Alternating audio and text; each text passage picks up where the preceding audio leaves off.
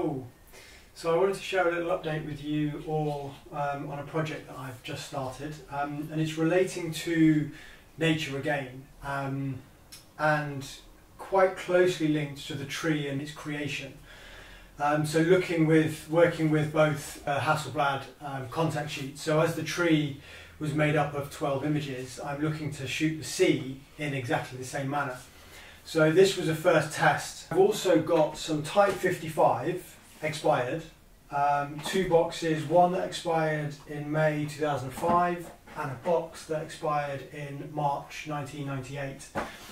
I am going to process these out and then fix the negatives with a fix and a bottle of seawater that I collected from Brighton Beach. So again, this is experimenting with how kind of salt water and seawater can affect the negatives, how it can affect the process.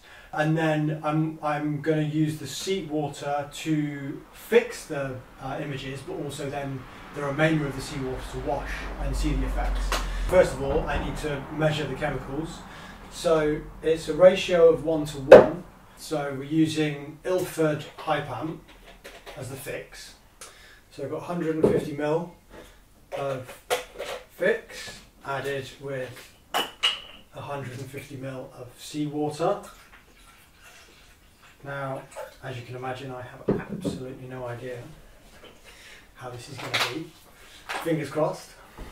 So we'll get the fix bath ready, and I'm going to add the rest of the water into the Polaroid bath. So we are ready.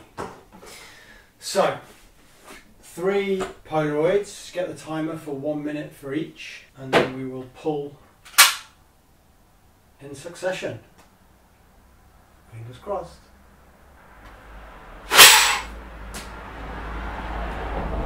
So 1, 2 and 3. So we've got half a minute left for the first Polaroid. I am very, very intrigued as to see how these actually turned out, but more importantly, how they're going to work with the salt water.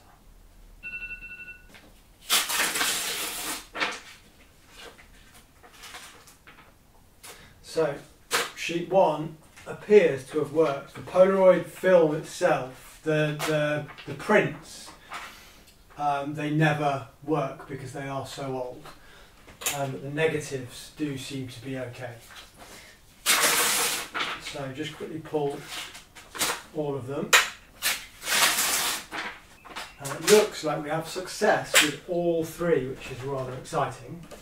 So what we do is we remove the excess paper, perforated, and also remove the metal, and then place them into the fix with the salt water.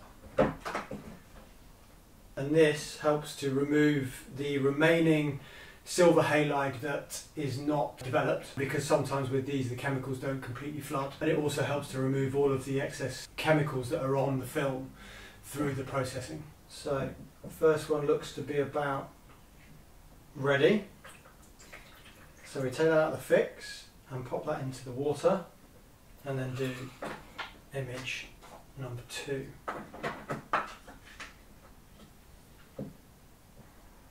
Sheet 2